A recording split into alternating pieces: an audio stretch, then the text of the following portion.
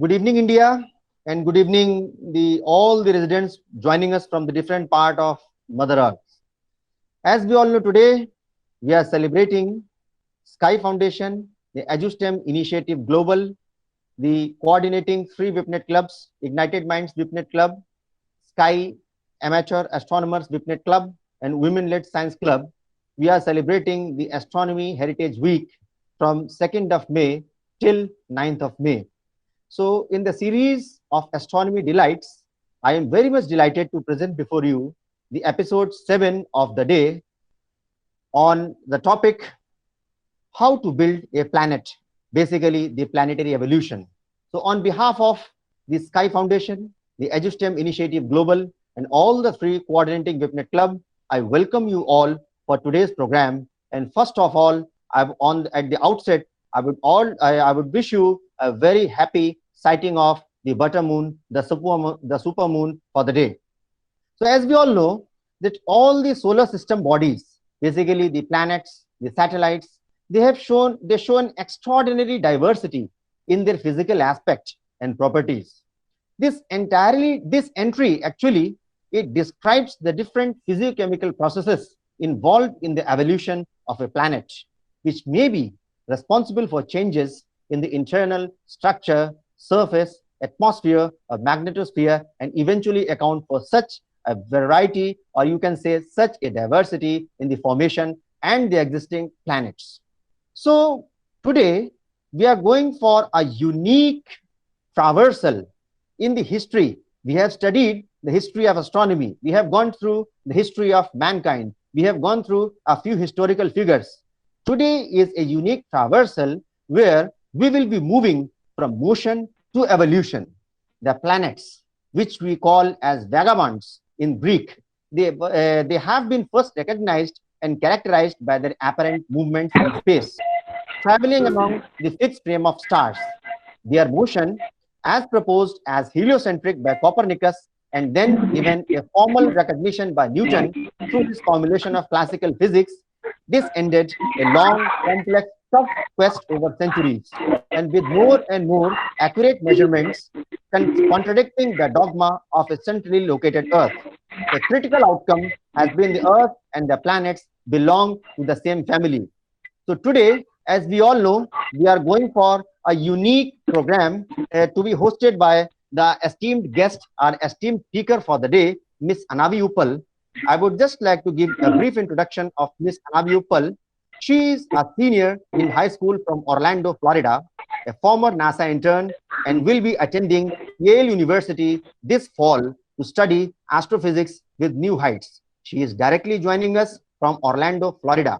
And as we all know, it is an extremely early time of morning from the place where she is joining. So we, as a part of the team of Sky Foundation, EduStem Initiative, and all the coordinating three VIPNET clubs are very, very grateful to the esteemed speaker of the day, Ms. Anavi Uppal, to join at the wee hours of the day, at the such early hours of the day. So thanks a lot, ma'am, for joining us for the talk, for the shared initiative of all of us for a better human future, and inciting in the minds of the people what we really are. So without wasting any time, I welcome you all on board on behalf of all the coordinating agencies.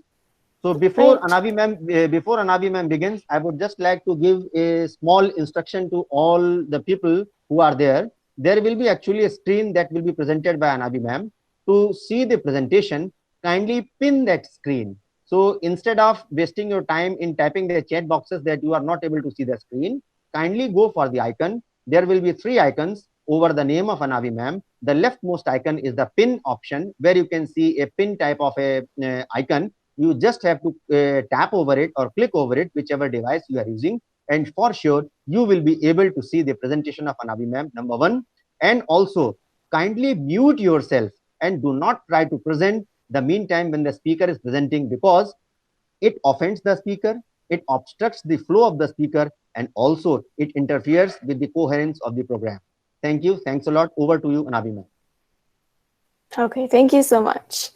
So I'll be presenting today on planetary evolution. When I do astronomy outreach here in Florida, I often get a couple of specific questions about how planets form, like why do some planets have rings? Why are some rocky while the outer planets are made of gas? And why is Uranus tilted sideways? But in order to answer all these interesting questions, we have to go back to the very beginning, how these planets formed in the first place, because most of these aren't new characteristics. They were decided when these planets formed. When a star is first born, it's surrounded by clouds of gas and dust, because once a star is formed, there's leftover material in a cloud all around it. All the tiny gas and dust particles in this disk are constantly in motion. And due to this motion, as well as the gravity of the galaxy and the star, the cloud will slowly begin to spin or orbit the star in the center in one particular direction. And just like when a chef spins a ball of pizza dough and flattens it into a disk, the spinning motion of this orbital cloud will cause it to flatten into a disk. This disk is called a protoplanetary disk, and all the planets in a solar system will evolve from this disk. NASA has a great simulation of how a protoplanetary disk evolves, so I'll play that for you now. Gas and dust particles in a protoplanetary disk that hit each other at just the right speed will stick to each other and become bigger and bigger pebbles. These pebbles will attract other smaller particles due to their gravity and will form bigger rocks. Of course, these pebbles are still orbiting the star, so they're collecting dust particles around them in a line as they orbit. These bigger pebbles act like vacuum cleaners, sucking up the dust and gas in their path. This causes a circular gap to form in the protoplanetary disk. These pebbles stick together, forming bigger boulders of gas and dust, making bigger gaps in the protoplanetary disk. Eventually, enough particles stick together that bodies the size of today's planets can form. But now that we know how they form, why do they spin? It's actually due to the law of conservation of angular momentum, which can be explained using the example of an ice skater. Imagine an ice skater, like over here, spinning with her arms open. When she pulls her arms in, she'll begin spinning faster. This is because the law of conservation of angular momentum says that even though the ice skater has now become smaller, she must still keep her angular momentum, which means that she has to go faster. Similarly, the protoplanetary disk around the sun is like an ice skater with their arms out. The planets that form from it are much smaller than the protoplanetary disk, but they must have the same angular momentum, which means that these planets will spin faster and in the same direction as the protoplanetary disk was spinning. This is why most of the planets in our solar system all spin in the same direction as each other. However, there is one notable exception. Venus spins in the opposite direction as the other planets. Astronomers have several ideas on why this may be. The most popular one deals with Venus's thick atmosphere. Temperature differences in Venus's atmosphere caused by the sun could have caused tides in Venus's atmosphere that pulled Venus in several different directions, with Venus eventually settling in a backwards spin. Why are the outer planets in our solar system all gas giants, while the inner ones are all rocky? Don't they all form from the same material? Actually, they don't. Because of the star in the center of the protoplanetary disk, solar winds from the star blow away most of the gas in the inner part of the protoplanetary disk. While in the outer reaches, the solar wind can't reach, so all the gas is left behind. Planets that form in the inside of the disk don't have any gas and therefore become rocky planets, while in the outer reaches of the solar system, there's abundant gas to form planets from. These gas giants do have solid cores, but they're made up of a significant amount of gas.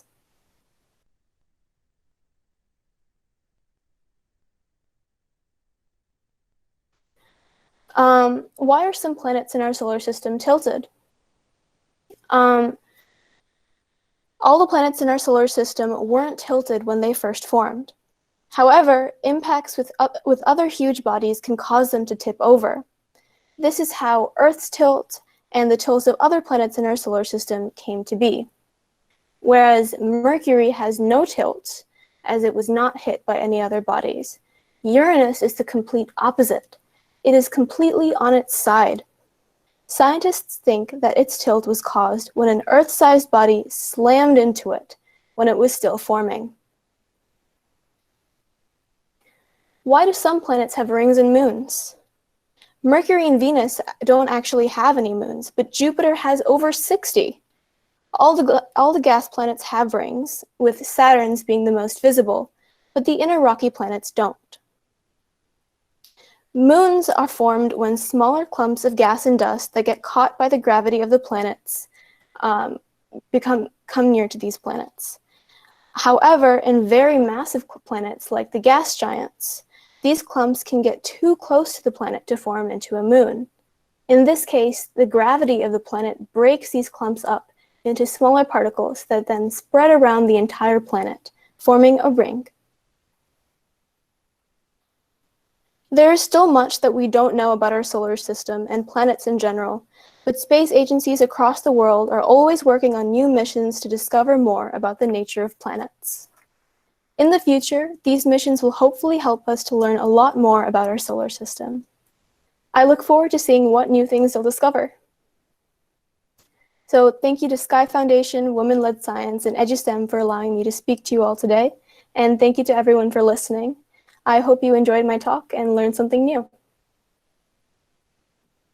So thanks a lot, Anavi. Actually, there are a couple of questions that I would like to put in front of you. They were given to me by personally by two of the listeners who has joined us from Assam.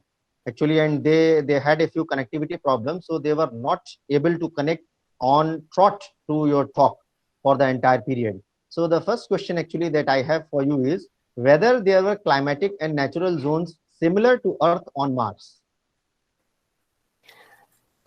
So the climate on Mars in the past actually used to be very similar to Earth, but over time, the solar wind blew away Mars's atmosphere because of Mars's weakening magnetic field. So now the climate is no longer similar. It is much, much colder there than it is here. But in the past, they think that the climate could have been similar and even supported life. And the second question that actually I have for you is by Mr. Sumit Kumar Burman from Bongaigaon, Assam. Again, he has posed a question that is it possible that Earth's orbit can change? And then secondly, he has given that is second question also, that is how do giant planets serve as the laboratories to understand Earth, solar system and the extrasolar planetary systems? Great questions. So it's actually been observed that planets can move around in the solar system. We've seen in exoplanets and systems out of our solar system that big gas giants can move close to the star. In this case, they're called hot Jupiters. So it is possible that our planets in our solar system could have moved around. In fact, Pluto's orbit is very eccentric. It actually intersects with other planets' orbits. So yes, our planets could have moved around. And gas giants help us learn more about our planet and other planets because hot Jupiters are the ones that we have most seen in other solar systems. So by studying them, we can learn more about the nature of how planets form in every star system. Thanks, Anaviji. As I am going through the chat, there is a question again from Kshitish Srivastav for you. From where does gravity originate in a planet? I think that your talk has incited a huge interest in the audience. Gravity comes directly from the amount of mass that a planet has. So the less massive planets like Mercury that don't have much material that makes them up means that that planet has very little gravity. But much more massive planets like Jupiter, which is the most massive in our solar system, has huge amounts of gravity and therefore can attract many moons and even a ring. So again, there is a question from Swapnil that can you please let us know about the asteroid belt of Saturn? Okay, so interesting question is asteroid belt of Saturn. I have not read up as much about an asteroid belt near Saturn, but in talking about particles and moons around Saturn, I know that that is currently a subject of investigation because of the Cassini missions that observe Saturn. And their scientists are still currently researching what specifically creates Saturn's rings, why they are so bright and so prominent, and if the rings have always been there. So that is a topic that I would have to look up. Okay, so thanks. And then again, there is a complementary question from the audience. So from Huzaifa Shakil, our guest, that is how do we know that Earth-sized object had struck Uranus that its axis got tilted? It is because you had talked about the tilt of the axis. Interesting. Yes. So scientists ran simulations on how Uranus's moons, rings, and tilt could have come to be. And what they found is that if an Earth-sized object hit Uranus, then it could have caused its tilt to change, and it could have caused all the extra material that floats around Uranus from the collision to form into moons and its rings. Thank you. So again, the next question is again from Kshitij. That is, how much energy it will require to build a moon-sized planet? That is a It is great a question. quite a theoretical question, but I would request you to answer it if. Yeah, that is a wonderful question. I do not know how much energy that would take. That's a wonderful question, though. Sure. So the follow-up question is from Mr. Uttam Kumar Singh. He has asked that is it right that sun revolves around the galaxy? If yes, why can't we see it? That is, why can't we observe sun revolving around the galaxy? If it revolves fast, more faster than what the current speed is, then what will happen? And can you elucidate or describe briefly about the speed and the details? So the sun does indeed orbit the center of our galaxy, the black hole at the center of our galaxy. And the entire galaxy is always rotating along with all the star systems in our galaxy. We can't observe it when you go out at night because this change would happen very, very gradually. If you went back and looked at astronomical observations of stars from hundreds of years ago, you would see that the positions of the stars are slightly different than what we see today. And that is because our solar system has moved in relation to the other stars in our galaxy. But it's very difficult to observe it on a night out, of course, as it's very hard to see even Saturn moving across the sky in a night. Sure, sure. So moving to the next question again, it is from Mr. Subit Shekhar. How do you know that a planet is tilted? Or you can say that is it was tilted for a reason or so, and because he has cited an line, maybe from the starting it was in this orientation only, and then how can you see that it was in this orientation from the beginning itself? Yes. So the protoplanetary disk will turn in around one axis. And the planets, when they first formed, should also turn around that same axis in the same plane. So if the plane of their rotation tilts and now they're rotating sideways in relation to the entire disk, then we know that they've been hit by somebody and that they are tilted. Because if they had not been tilted, all planets would be oriented in the same way that Mercury is, which has no tilt. Thanks. And then I have a last question, I suppose, because this I can see there are two questions, in fact, not the last. The first one is from Mr. Shubhan Raj. He has asked, can you explain the differences? That is, why the differences exist in the atmosphere on Venus, Earth, and Mars, in spite of them being involving from similar starting points, according to your lecture in the early history of the solar system. Yes, so Mercury, Venus, and Earth are very different. Venus has the thickest atmosphere in our solar system on the rocky bodies. I am not sure what caused this thicker atmosphere, but it's more rich in methane and other gases that trap heat, which is why it's also the hottest planet in our solar system, even though it is not closest to the sun. My guess is that it would have something to do with the specific distance that Venus evolved from the sun. It could have changed the processes of the gases and what phase of state they're in. But I do not know specifically what would have caused the differences. Sure. Actually, there is a question from Jonathan Bell. Mr. Jonathan Bell has asked a specific question aimed at you. How did you obtain so much knowledge about astronomy, and how can we become more knowledgeable and learn more about space, the sources? So I first became interested in astronomy when my parents and grandparents got me a telescope when I was 10. And since then, I've been looking out at night with my telescope. And then I did several things. I went to an astronomy camp in Arizona where I did some research. And then I went to a NASA internship in Texas where I did research about the moon with Jonathan. And Okay. and then I went to the Yale summer program for astrophysics where I studied supernovae.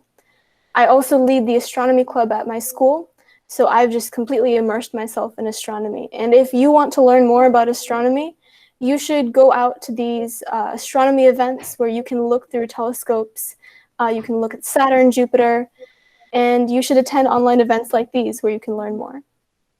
And then there is again a question following this from Uttam Kumar Singh again. Thanks a lot, Uttam ji, for raising this question because it was in my mind also. Many other gaseous planets has rings, but not so clear. That is, I suppose that he is hinting at Saturn. Then why other planets' rings are not clear in comparison to the Saturn, and why Jupiter doesn't have it clearer than Saturn in spite of Jupiter being nearer to us? Yes, so the visibility of the rings is actually due to what these rings are composed of. So Saturn's rings are made largely of ice and icy rock. So these icy particles reflect sunlight very, very well. So they're more visible to us, while Jupiter's, Uranus, and Neptune's rings are much less reflective, and therefore we're less able to see them. So I suppose, Mr. Uttam Kumarji, you might have got your answer that after their common beginning, how these planets' rings have evolved in the course of their own path. And yes, the one of the most popular questions: what is dark energy? From Abhishek Agrawal. Dark energy is the mysterious energy that's causing our universe to expand. We don't know what is causing our universe to rapidly expand. And that's why we've dubbed it dark energy, because we truly do not know what it is. Okay, and actually, Josefa had asked a question previously regarding, let me see, yes, that is the axis wall tilted, and then how was that? Then he has given one more complimentary question that you had talked about the ice composition on that is over responding to one of the questions to Mr. Uttam Kumar Singh. So he has asked, what is the composition of the ice that you are actually talking about with regard to the rings? The ice around Saturn originated from icy bodies like comets that came from the outer reaches of the solar system. So when they came near Saturn, if they were smaller comets, they could have been disintegrated by Saturn's gravity, and therefore the ice in that comet would be spread around in the rings. And Anavi, I suppose Mr. Agrawal was not there in your previous lecture when you had addressed us regarding the life on Mars. So he has a complimentary question also, that are we alone in this universe? That is a wonderful question. We are trying to figure that out every day. NASA is sending a new mission, Perseverance, to Mars to figure out just that, if there is currently life on Mars or if it existed in the past. As of now, we do not know, but Mars and some planets like Europa, which have an underwater ocean, those are great places to start looking for life if it has ever existed. But it's unlikely that we're the only planet in the entire universe that supports life. And now with this, we have opened the Pandora's box. Again, we have got a question. Is it true that countries are sending signals in the universe to find aliens? I suppose he has seen the video that has been released by US agencies recently. Yes, so of course, mankind always releases radio signals into the universe unintentionally, just from TV signals and all the other stuff that we put out around the Earth. But yes, there are some agencies that send those signals intentionally to try to reach whoever might be out there. Of course, it would take years and years for it to get to them and for them to respond. But yes, that's true. And then I have got a question directly from Kanyakumari, from Mr. Sai Prashant. He has asked regarding, that is, the differences between the planetary nebula and then the nebula, that is star nebula. So planetary nebula, it's kind of a misnomer. It's not referred to planetary nebula because planets form in it. It's called that because they're circular shaped. So they looked like planets when people were first discovering them, but they were later discovered to be nebulas. So they just call them planetary nebulas now. Okay, thanks, Anavi. And actually, one question cropped up in my mind. Instead of that is question, I would just like to suggest you. I want a couple of precious minutes, because in course of the talk you had given a small intro, that in your intro you had talked about that you had walked over the moon, and today we are having the butter moon. So if you can kindly in a couple of minutes give a small idea of your work over moon, that what you had done regarding your research, and so that we can, after that we can take up the last question from the audience. Yes, definitely. So during my NASA internship, I worked on a project with a group of 3 other high schoolers to design a habitat for astronauts who would go to the moon. And I also specifically was the science officer for our project. So I looked at what things that astronauts could study while they are on the moon. And some things that I picked out were, for example, there are magnetic anomalies in craters in the moon that seem to indicate that they're much more magnetic than other portions of the moon. So it seems like there are portions of the moon's ancient lunar dynamo or magnetic field that is spilling out into that rock. And these spillages come from when huge meteors crash into the moon and they cause craters.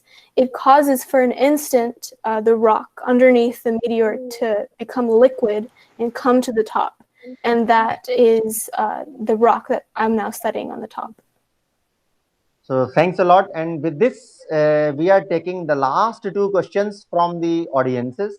And I would now request the audience to kindly put your questions over the Sky portal, and where we shall be forwarding it to our expert of the day, Anavi Uppal ji, and she shall reply, because she has got her own commitments to the educational institutions where she is associated to.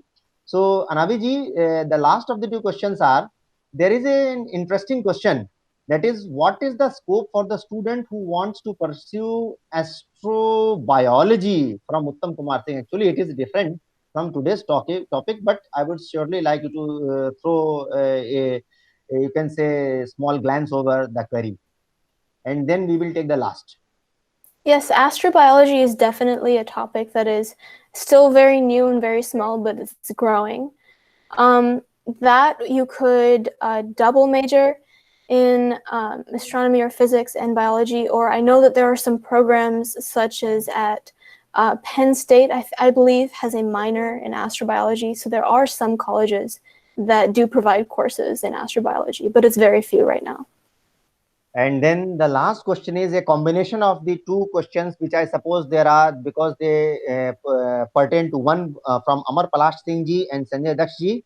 Sanjay Daksh begins with, is there a possibility of future life on other planets in the solar system apart from the planet Earth? And if it is yes, then will humans be able to live with it? It is because I suppose he is talking about the adaptability of the human body and the zone in which we are there. For sure, we know that Earth is in the habitable zone. So, out of this habitable zone, what is the chances of human life surviving outside? And then the complementary question to it is that will expand your talk to a fitting end. Would you like to brief about the multi-view of the universe? Over to you, Naviji. So, wherever else we might find life, it would be very difficult for us to live. I know there has been talk about terraforming Mars in the event of collapse on Earth, but that would take a lot of time and effort. And most realistically, if we lived on other planets, it would be in a lunar base, like the one I've designed, except on other planets. And it would not be as easy as life on Earth, definitely. And And then that is your views and your opinion about the multi-view of the universe. the multiverse, Yeah. yeah, I think it's a fascinating idea. I just read a couple books on it, I think a couple years ago. I think it's a really fascinating idea. It would be used to explain some of the more strange occurrences that we've seen in physics. And I think that'd be a great topic to study in college for me. Okay, actually, I had announced that it would be a last answer, but again, I have got a very interesting. So I would beg your pardon to kindly, if you can kindly answer this also. That is something to consider for the next session he has there. Beyond the Hubble and the proposed plan for a telescope based on terraforming extraterrestrial telescopes objects, what else can we do to improve our insight into space? That is, how can we go beyond Hubble and the proposed plan for the telescope for the extraterrestrial objects and the exoplanets and all what we are going about, per se the Nobel Prize of 2019. And so what else can we do to improve our insight into the space by Som Chandolaji?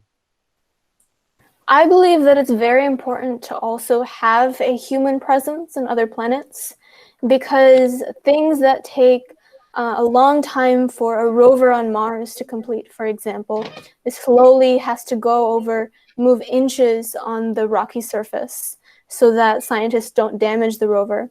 These things can be done in minutes by human astronauts.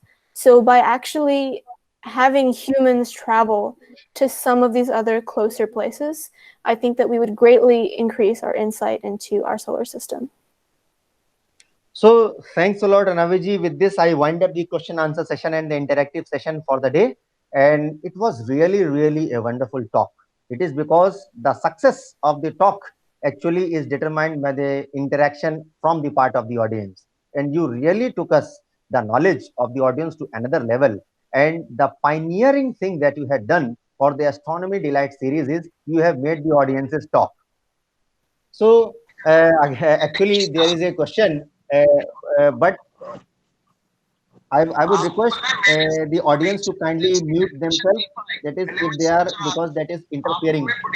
Okay. So actually, there is a question. Basically, it is from the field of quantum mechanics and relativity, and I do not think that I would trouble Anavi ji with this regard. The question is that is why our human-sized world behaves classically and not quantum mechanically. So actually, I would just like to answer it in a manner that what we can see is it appears that the presence of Hubble expansion velocities, I am talking in technical term because I will be giving a layman's answer, too much a technical question. Hubble expansion velocities, when we are talking about the presence, it may be introducing the uncertainties in the motion of large objects. I suppose you are talking about the Heisenberg's uncertainty principle. So when we are seeing the presence of Hubble expansion velocities, they are introducing the uncertainties in the motion of large objects that are sufficiently large in accordance with Heisenberg's uncertainty principle. The uncertainties in position actually become small enough when these objects will appear to behave classically. And so Hubble expansion velocities present within an extended object, we are talking about the big objects, seem to have the effect of setting a threshold above which a quantum behavior of the entire object will not take place. So I would just like to wind up this answer in a sentence that it seems that the presence of cosmic expansion velocities in matter may be what make our world of classical physics possible. So the reason that we live in a classical world rather in a quantum world may be well because we are living in an expanding universe, and that is probably another topic for another talk on some another day. So with this small chit chat, I would just like to extend a special thanks to the speaker of the day, Anavi Uppal ji, and would give a summary of what we actually had for the day. Yes, So thank you. as far as today's talk is concerned, so we can see that after the common beginning of the formation of the planets, every planet evolved in its own path. Different outcomes, they can be seen, or they can be, you can say, very well be illustrated when we compare, as we did in our interactive session, by the comparison of Earth, Venus, Mars, Mercury, Moon, and the other different, say, Saturn, Uranus, Neptune, in the terms of the rings, in the terms of the composition and all. So all are rocky and differentiated objects, and even Jovian planets, all are gaseous yet differentiated objects. The level of the geological activity, as I can infer from Anavi's talk, is proportional to the mass. It is greatest for Earth and Venus, lesser for Mars, and absent for Moon, Mercury, and in a similar pattern, it varies for Jupiter, Saturn, and all. I am not going to the technical details. So, what we can say, even Pluto, the degraded planet, is active for the surprise of the scientists today. So, atmospheres of these terrestrial planets, especially these terrestrial planets, may have been acquired from the volatile materials from the comet impacts. Again, another carrier, another harbingers of the creation, the comet, the world comet I am bringing into play. So the moon and the Mercury and all, they lost their atmospheres, and volatiles on the Mars and all, they got frozen because of the greater distance from the sun and all, and the thinner atmosphere. And so we have a persistent life today, even on the Earth as of now, because we are in the habitable zone. So after today's topic, I suppose that the following doubts regarding the geological activities and the evolution of the planets, particularly on the terrestrial as well as the gaseous planets, would have been rectified by the talk of the esteemed speaker Anaviji, and also the factors that have affected the differences of the elevation and the other geological formations on the planet, and also not to forget the questions regarding the atmosphere of Venus, Earth, Mars, Jupiter, Saturn, from even though they evolved from the similar starting points in the solar system. So all such sort of queries would have been sorted by you today. So without wasting any time, I would just wish you a very happy Purnima, Buddha Purnima, and I would request you to kindly go out and have a nice view of the night sky, because we are observing moon 14%, and all those data has been yesterday already been given to you by our esteemed scientific officer, Shri Sumit Kumar Srivastava ji. So wish you a very happy sighting of the night sky. At this juncture of departure, I would just like to invite the main organizer of the day, the coordinator of the chief organizer of the day, Miss Shweta Srivastava, to kindly extend a warm thanks, especially to EduStem and the speaker of the day. Over to you, Shweta. And before handing it over to you, Shweta, the message is loud and clear. In the age of Corona, in the pandemic age of Corona, stay home, stay safe, and continue watching the night sky. Over to you, Shweta, and good night, everybody. Thank you so much, sir. I hope you all have a very good evening. On behalf of the organizing committee and the audience, I thank the speaker of the day, Miss Anavi Uppal, for the valuable information she shared with us on planetary formation. She has answered all the questions so nicely. I think all the doubts might have definitely cleared. Now, we come to the end of this lively gathering. Prior to winding it up, a few words of announcements and warmth to all of you. Please fill the feedback form before leaving. We will meet tomorrow at the same time here, so stay tuned with us. Thank you for being with us and enjoy Super Milk Moon as Sir told. Thank you. Good night.